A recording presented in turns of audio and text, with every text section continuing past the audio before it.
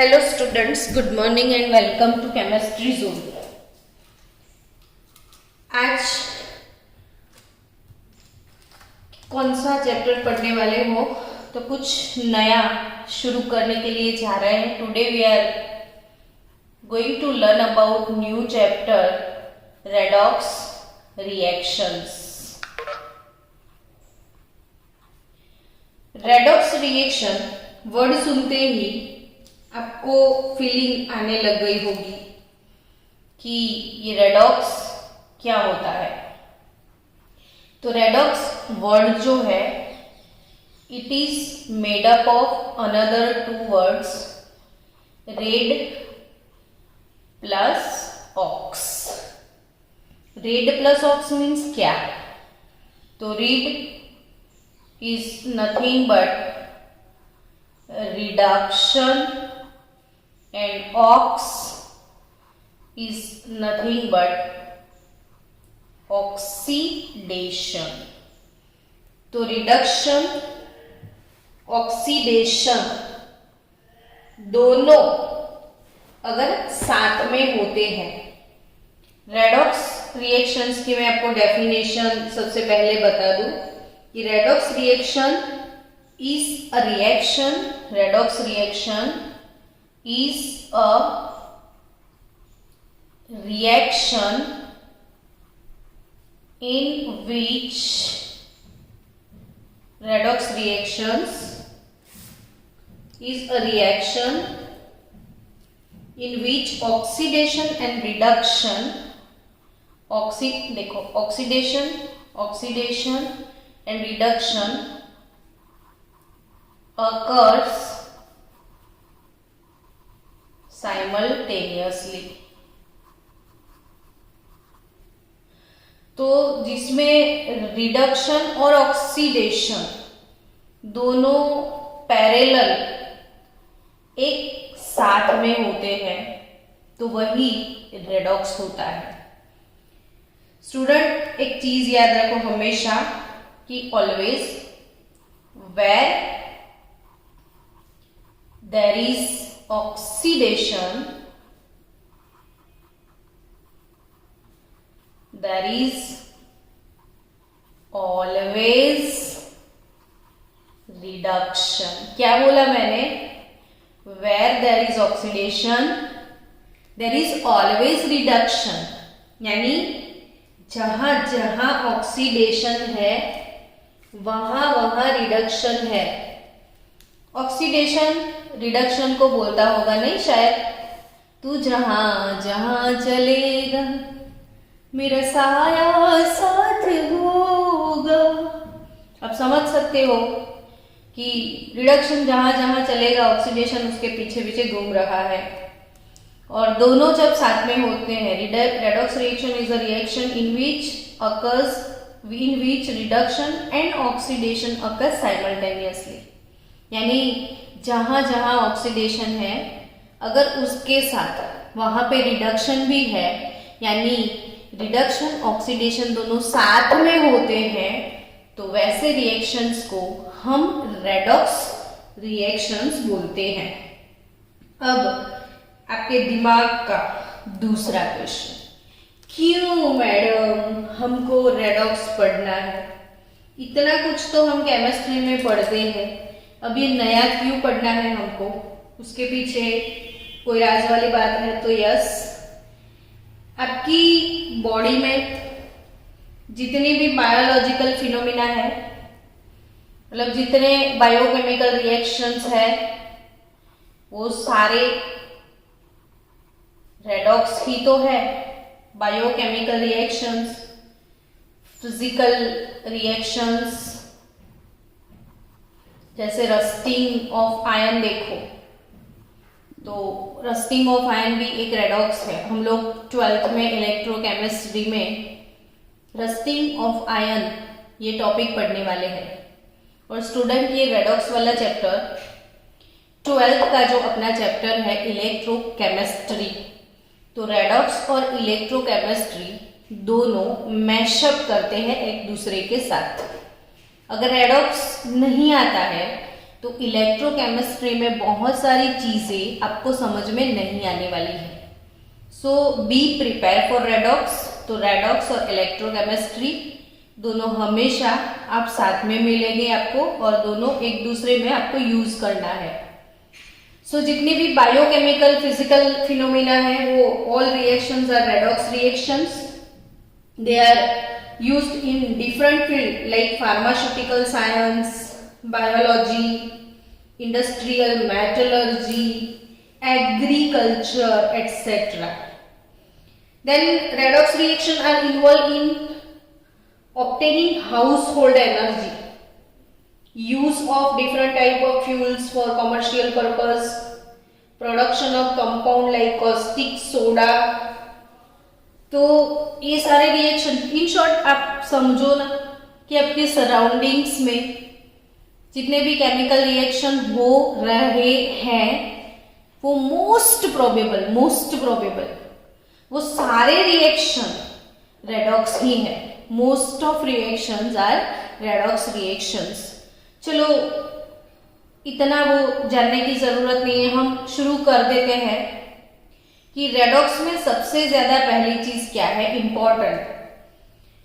तो रेडॉक्स में reduction oxidation क्या होता है वो समझने के लिए पहले 2 लेक्चर मुझे सिखाने हैं आपको ऑक्सीडेशन नंबर्स। और जब तक आप ऑक्सीडेशन नंबर्स अच्छे से सीख जाते हो, बाद में हम शुरू करेंगे what is called oxidation and what is called reductions. Done? So we are going to start oxidation number. What is called oxidation number, है ना? जब भी कुछ लिखते हैं तभी माइंड में आ ही जाता है कि इसको बोलते, किसको ये चीज बोलते हैं, ऑक्सीडेशन नंबर क्या होता है।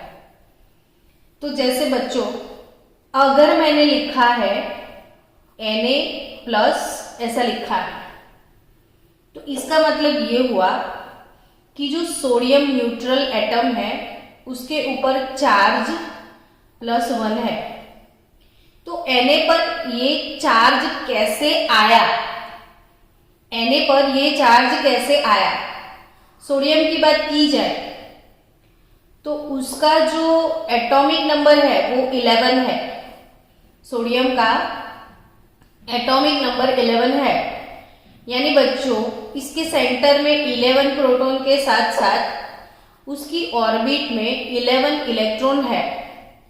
So total charge on sodium neutral atom +11, जो प्रोटॉन का चार्ज पॉजिटिव होता है, एंड -11 इलेक्ट्रॉन का चार्ज नेगेटिव होता है ना?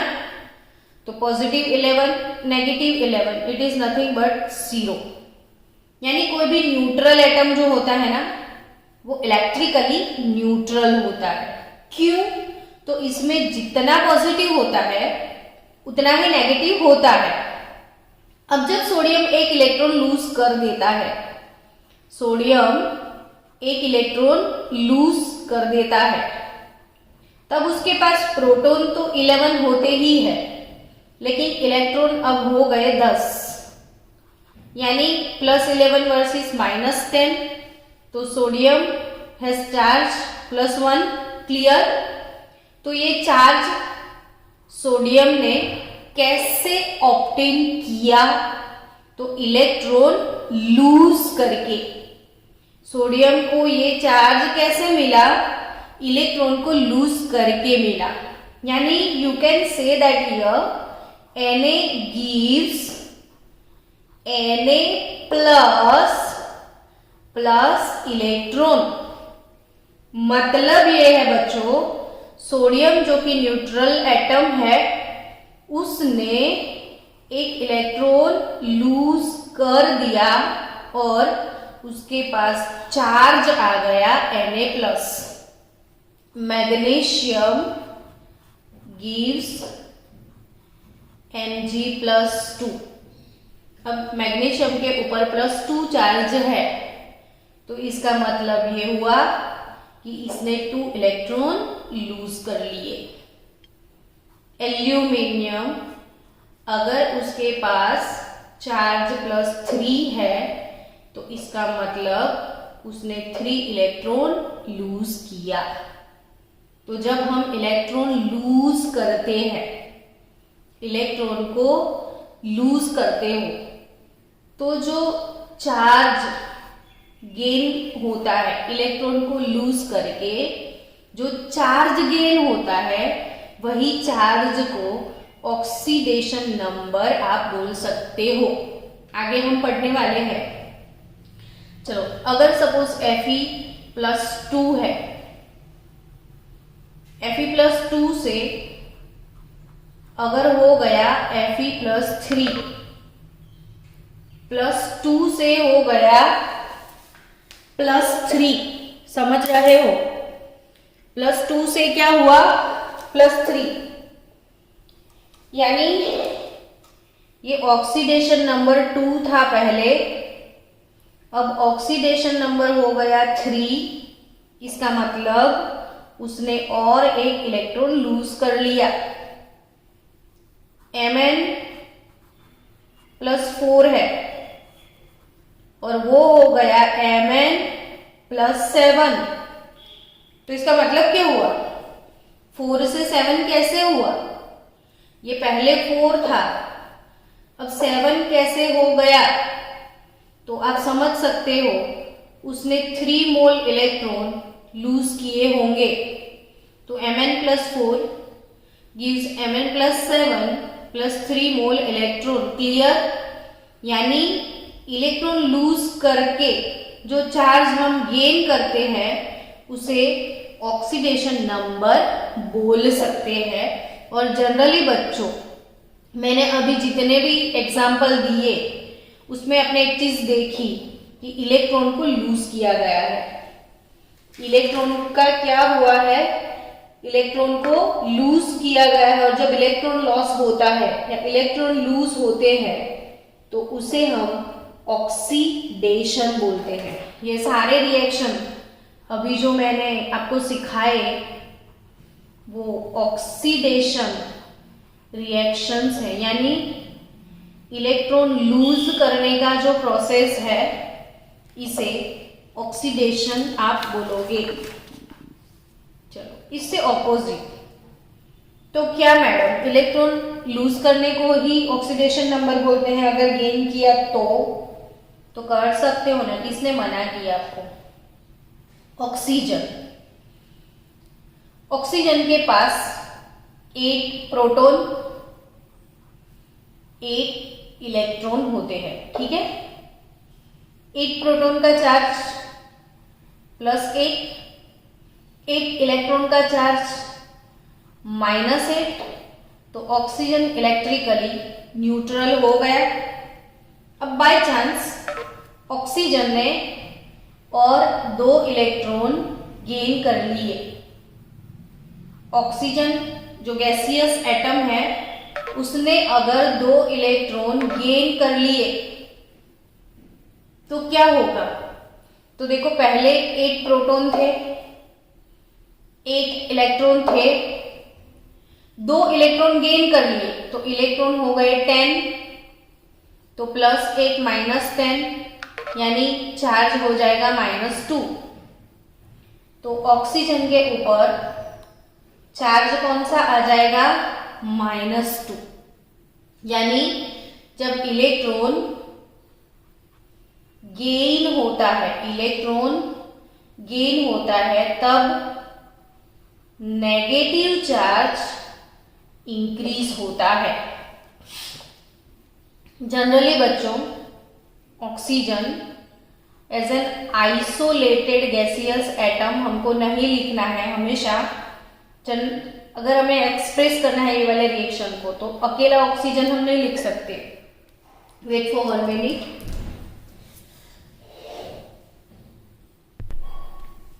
चलो students, sorry for 2 minute.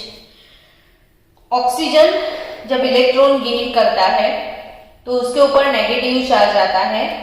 Generally हम ये वाले रिएक्शन को ऐसे लिखते हैं, ½ मोल O2 gas, half mole O2 gas. तो 2 कट हो गए, एक ही ऑक्सीजन हुआ ना, तो इसको ऐसे रिप्रेजेंट हम करते हैं।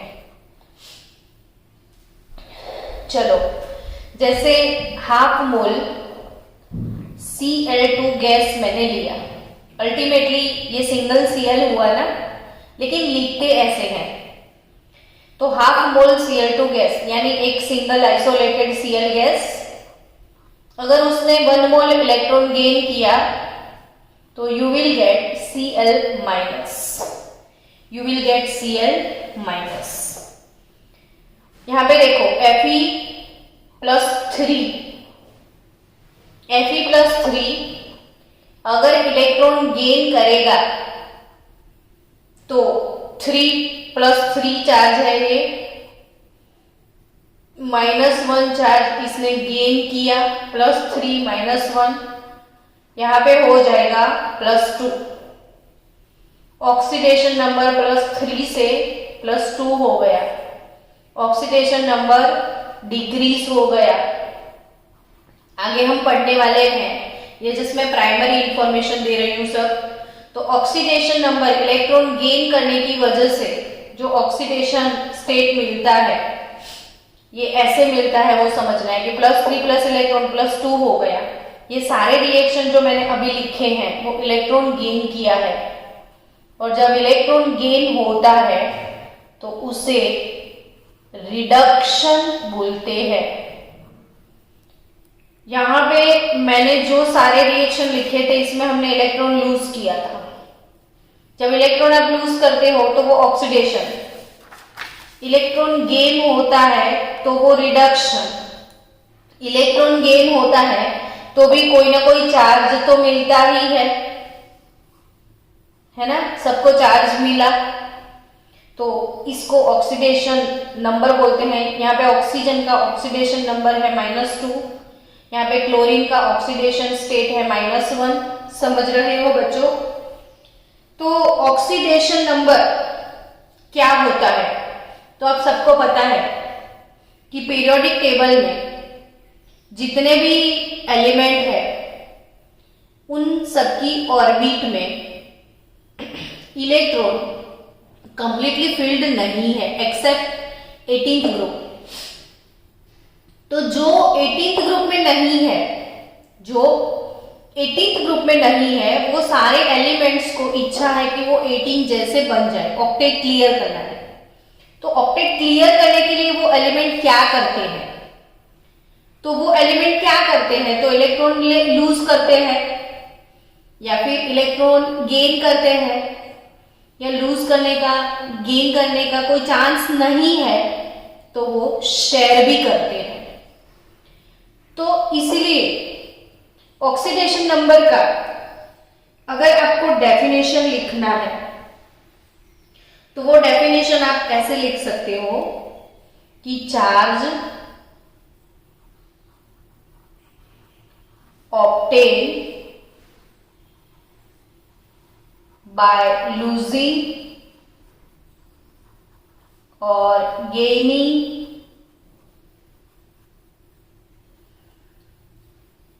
or sharing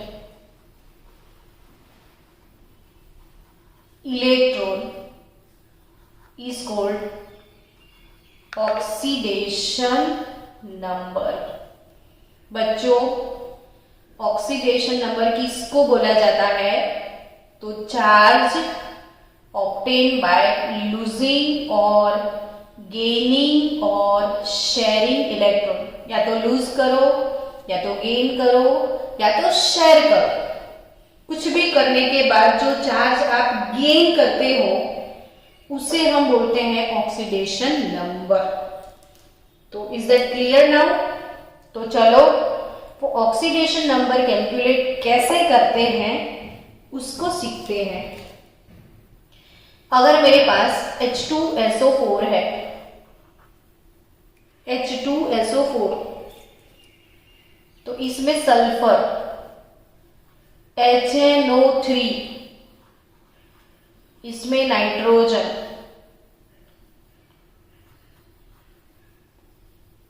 H3PO4, इसमें फॉस्फोरस, तो H2SO4, HNO3 और H3PO4, ये तीनों एसिड में मैंने जिस एटम के नीचे लाइन बनाया है, यानी अंडरलाइन एटम जो भी है, उनका ऑक्सीडेशन स्टेट कैसे कैलकुलेट किया जाता है वो सीखते हैं।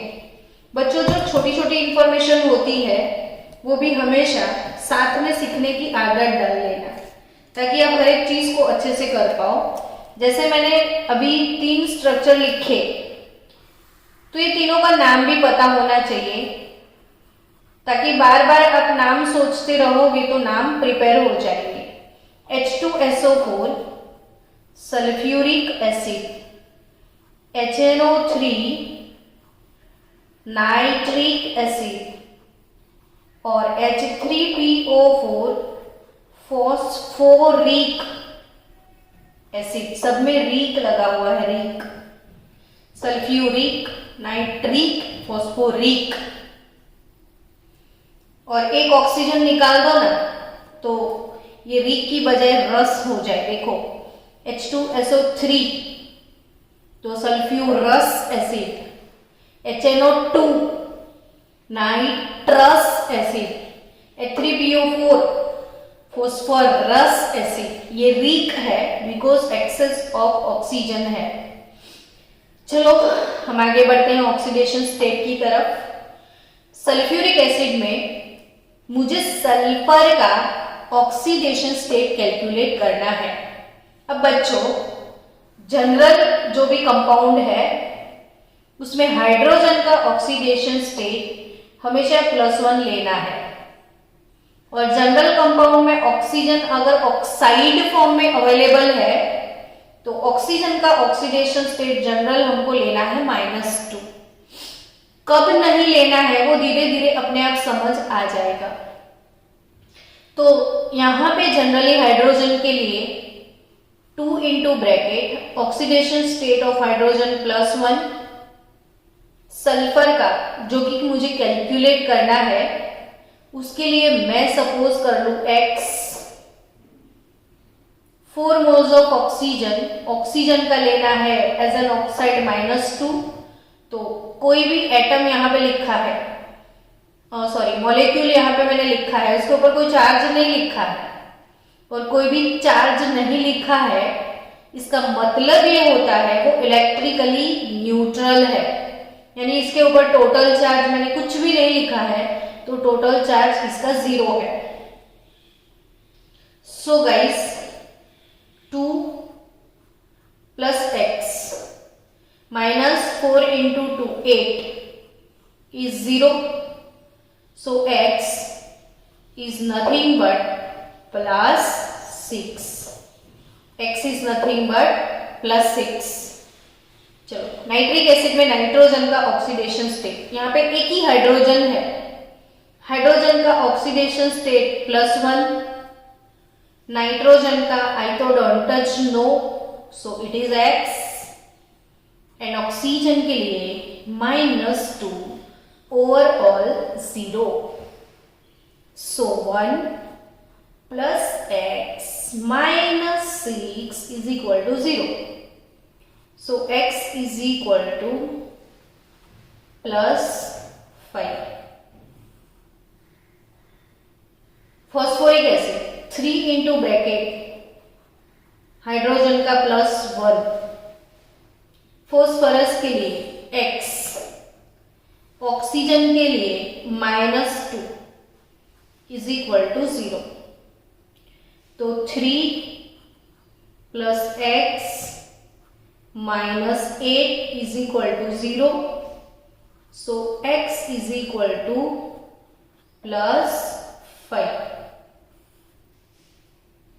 तो नाइट्रिक एसिड, वैसे एक चीज नोटिस करो, फॉस्फोरस 15 ग्रुप का मेंबर है, नाइट्रोजन 15 ग्रुप का मेंबर है। तो नाइट्रोजन और फॉस्फोरस, नाना पाटेकर, ऐश्वर्या, सब भिखारी इन मॉस्कोवियम, याद आया आपको बच्चों? ये 15 ग्रुप का मेंबर है। तो उसकी लास्ट ऑर्बिट में 5 इलेक्ट्रॉन होते हैं। तो जो भी 15 ग्रुप वाले मेंबर है ना, उसका मैक्सिमम ऑक्सीडेशन स्टेट +5 ही होता है, +5। HNO3 H3PO4, इसमें ये जो सेंट्रल एटम नाइट्रोजन फॉस्फोरस है वो अपने मैक्सिमम ऑक्सीडेशन स्टेट में है। सल्फर 16 ग्रुप का मेंबर है, तो वो भी अपना मैक्स ऑक्सीडेशन स्टेट में है, +6 सल्फर का मैक्सिमम। ये तीनों एसिड जो है, इसमें जो भी सेंट्रल एटम है वो अपने ग्रुप के हिसाब से अपने मैक्सिमम ऑक्सीडेशन स्टेट में है। आया बच्चों समझ में ये बात? चलो अब मैं आपको 5-10 मिनट के लिए थोड़े बहुत एलिमेंट दे रही हूँ जिसका आपको ऑक्सीडेशन स्टेट कैलकुलेट करना है, ताकि आपको थोड़ी बहुत प्रॉब्लम आएगी, फिर आप मुझे पूछोगे कि हाँ मैडम। चलो सिंपल एग्जांपल मैं दे रही हूँ। HClO2, HClO2,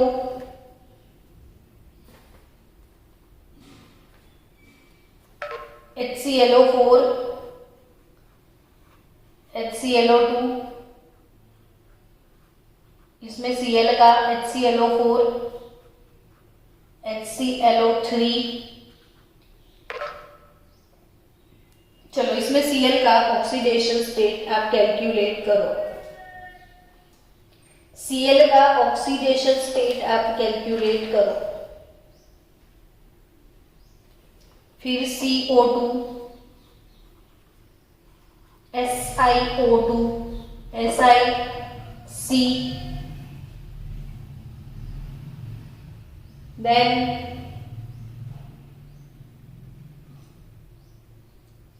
C3O2, इसमें C का कैलकुलेट करो। चलो ट्राई करो ये 6 कंपाउंड के लिए। चलो HClO2, HClO4, HClO3, बच्चों ये सारे क्लोरीन के ऑक्सो एसिड्स हैं। हम ऑक्सो एसिड फंडा आगे सीखने वाले हैं, लेकिन जो बातें बीच में आती रहती है तो मैं बताती रहती हूँ ताकि आप वो वर्ड्स सुनने की आदत हो जाए। तो HClO2, ये देखो सब में क्लोरीन है, तो ऑब्वियसली आप समझ सकते हो कि ये क्लोरीन के एसिड है। ये किसके एसिड है? क्लोरीन के एसिड है। और ये क्लोरीन के सारे ऑक्सो एसिड है। और दूसरी चीज आप एक नोटिस करो कि अब तक मैंने 3-4 एसिड ही लिखे थे, इससे पहले भी एसिड लिखे थे। देखो ये सल्फर का ऑक्सो एसिड है, नाइट्रोजन का, फॉस्फोरस का। तो सल्फर, नाइट्रोजन, फॉस्फोरस और ये क्लोरीन सबके एसिड है। तो एक चीज नोटिस करी कि सल्फर, फॉस्फोरस, क्लोरीन वो सब नॉन मेटल है। तो जब अब हम केमिस्ट्री में जो भी टॉपिक सीखेंगे उसके साथ साथ बहुत सारी साइड वाली चीजें सीखते जाएंगे। देखो ये नॉन मेटल है, सारी नॉन मेटल। तो मैंने आपको चैप्टर नंबर 3 में सिखाया था कि नॉन मेटल के कंपाउंड, नॉन मेटल के ऑक्साइड एसिडिक होते हैं। जो भी नॉन मेटल होता है उसके कंपाउंड ऑक्साइड एसिडिक होते हैं। जैसे कार्बन नॉन मेटल है, तो ये नॉन मेटल का ऑक्साइड है, तो इसका नेचर भी एसिडिक होता है। ये सिलिकॉन नॉन मेटल है, नॉन मेटल, तो सिलिकॉन का ऑक्साइड भी कैसा होगा? एसिडिक होगा। ये सारे एसिड है क्योंकि ये नॉन मेटल के कंपाउंड है। और आप मेटल का देखोगे तो मेटल के कंपाउंड बेसिक होते हैं। चलो सोडियम की बात की जाए तो सोडियम एक मेटल है, तो उससे जो NaOH मिलता है वो स्ट्रॉन्ग बेस है। पोटेशियम मेटल KOH बेस है ना। कैल्शियम मेटल CaOH ट्वाइस, ये base. Barium metal BaOH twice, ये बेस। तो ये चीजें मैं पूरे साल भर आपको बहुत बार रिमाइंडर करवाती रहूंगी कि नॉन मेटल जो है उसके कंपाउंड एसिडिक होते हैं, जो कि मेटल के कंपाउंड बेसिक होते हैं। स्टूडेंट HClO2, इसमें Cl का ऑक्सीडेशन स्टेट आप लेके आए होंगे। चलो हाइड्रोजन का +1, क्लोरीन के लिए X सपोज किया होगा, ऑक्सीजन के लिए -2 लिखा होगा, ओवरऑल 0 कर दो तो 1 + x - 4 = 0। So x is nothing but +3। चलो HClO4 में Cl x, हाइड्रोजन 1, ऑक्सीजन -2 = 0। तो x + 1 -8 = 0। तो x is nothing but +7। Chlorine 17th group का मेंबर है, उसकी लास्ट ऑर्बिट में 7 इलेक्ट्रॉन है और इसका मैक्सिमम ऑक्सीडेशन स्टेट भी इसमें 7 है। मैक्सिमम, क्लोरीन अपने मैक्सिमम ऑक्सीडेशन स्टेट में है। क्लोरीन का +8 नहीं हो सकता, क्लोरीन का मैक्सिमम +7 होता है। जो ग्रुप नंबर है उसमें से 10 माइनस करो तो आपको मैक्सिमम ऑक्सीडेशन स्टेट मिल जाए। क्लोरीन इसमें +1, क्लोरीन X, ऑक्सीजन का -2, 1 + x - 6। तो क्लोरीन का ऑक्सीडेशन स्टेट यहाँ पे मिला +5। चलो साथ साथ ये भी नोटिस कर लो स्टूडेंट्स कि देखो क्लोरीन का 3 भी हो सकता है, क्लोरीन का 5 भी आ सकता है, क्लोरीन का 7 भी आ सकता है, क्लोरीन -1 भी हो सकता है। यानी बच्चों क्लोरीन 17th ग्रुप का मेंबर है, ठीक है। उसकी लास्ट ऑर्बिट में 7 इलेक्ट्रॉन है, तो उसके पास 2 ऑप्शन है। एक इलेक्ट्रॉन गेन करे तो -1 ऑक्सीडेशन स्टेट, और 7 इलेक्ट्रॉन में से इलेक्ट्रॉन लूज करके वो +1, +3, +5, +7, मैक्स 7। तो इतने सारे ऑक्सीडेशन स्टेट क्लोरीन के हो सकते हैं। क्लोरीन का 0 भी हो सकता है। बोलो मैम।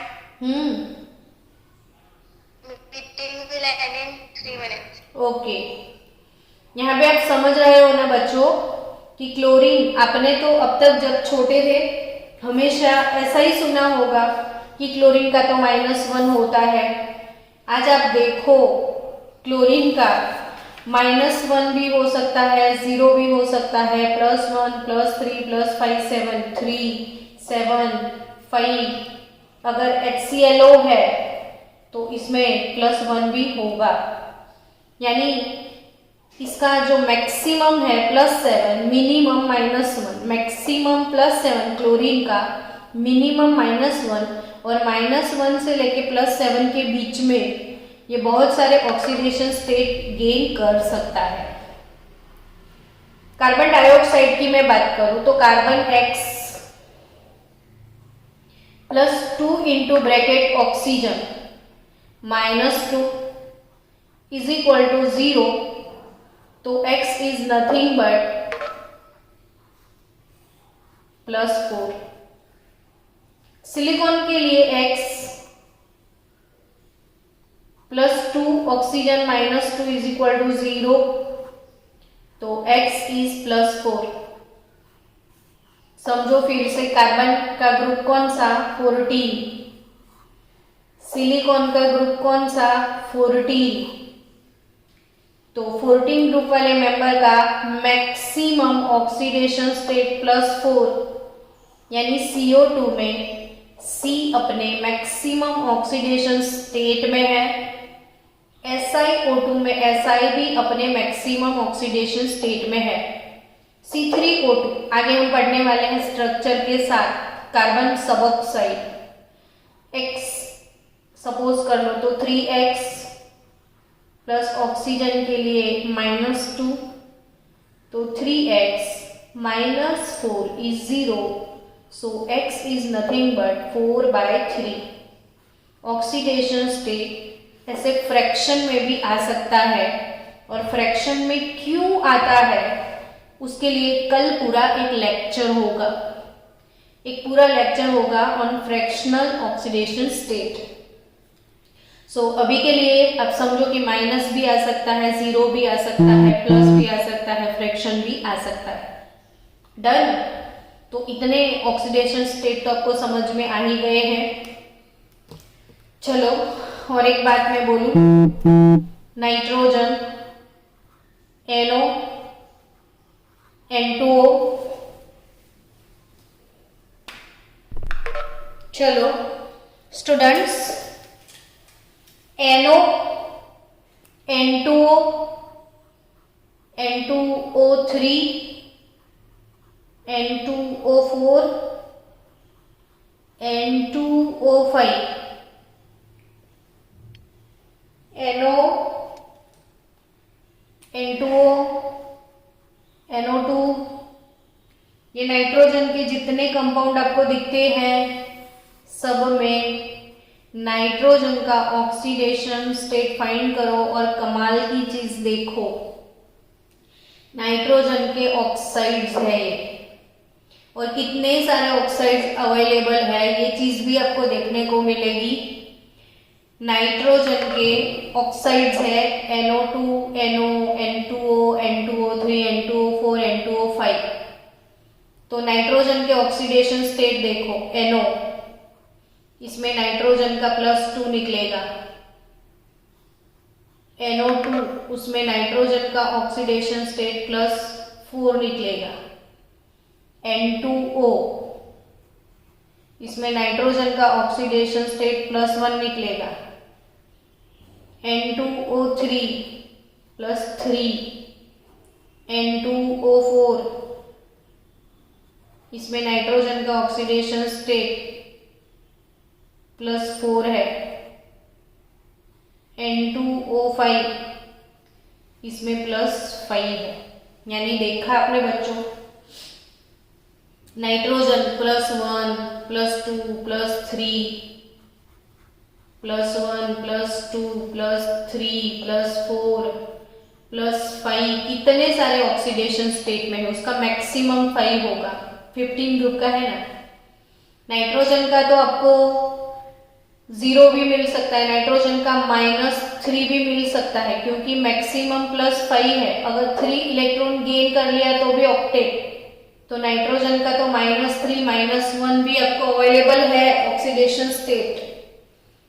आप अमोनिया में देखो, एमोनिया में नाइट्रोजन का ऑक्सीडेशन स्टेट देखो, तो एमोनिया में नाइट्रोजन के लिए X सपोज करो, 3 इंटू ब्रैकेट हाइड्रोजन, हाइड्रोजन का +1, तो X इज -3, यानी एमोनिया में नाइट्रोजन का ऑक्सीडेशन स्टेट -3 भी है। सो नाइट्रोजन 15 ग्रुप का मेंबर है, उसका मैक्सिमम +5, मिनिमम -3, लेकिन -3 से लेके +5 तक के सारे ऑक्सीडेशन स्टेट नाइट्रोजन में अवेलेबल है। वैरायटी है नाइट्रोजन एक। चलो थोड़ी बहुत चीजें आगे और पढ़ लेते हैं, 5-10 मिनट थोड़ा बढ़ा देते हैं लेक्चर अपना। स्टूडेंट, अगर मेरे पास MnO4 CO3 -2 ClO3 -1 है, ठीक है, नेगेटिव आयंस है, उनमें मैंगनीज का, इसमें कार्बन का, इसमें Cl का ऑक्सीडेशन स्टेट मुझे कैलकुलेट करना है। तो मैंगनीज का ऑक्सीडेशन स्टेट इसमें अब कैसे कैलकुलेट करेंगे वो सीख लो। मैंगनीज के लिए तो आप X सपोज करोगे, 4 इंटू ब्रैकेट ऑक्सीजन का 2 होगा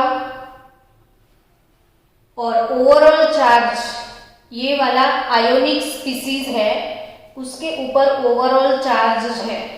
जो ओवरऑल चार्ज होता है बच्चों, ये सारे एलिमेंट का जो ऑक्सीडेशन स्टेट है उसका टोटल होता है। मतलब इसका x, इसका जो भी टोटल है वो आंसर आपका होगा -1। जब यहाँ पे कुछ नहीं लिखा होता है तो 0, कुछ लिखा होता है तो इन सबका total -1। So x - 8 is -1, so x is nothing but +7। चलो कार्बन के लिए x सपोज करो 3 इंटू ब्रैकेट ऑक्सीजन का -2 is again -2, तो x - 6 is -2, so x is nothing but -2 plus 6, it is +4, ये +7। चलो Cl के लिए x ऑक्सीजन का -2 is equal to -1, x - 6 is -1, so x is equal to +5। तो इसमें क्लोरीन का ऑक्सीडेशन स्टेट है +5। तो आज के लिए सिर्फ इतना ही काफी है। कल मिलेंगे, कल और भी लेक्चर्स हैं नीट जी पर्पस कॉम्पिटिटिव लेवल के, ऑक्सीडेशन स्टेट, सारे स्ट्रक्चर, पूरा नीट जी का लेक्चर कल होने वाला है। So don't miss it guys, be ready for that.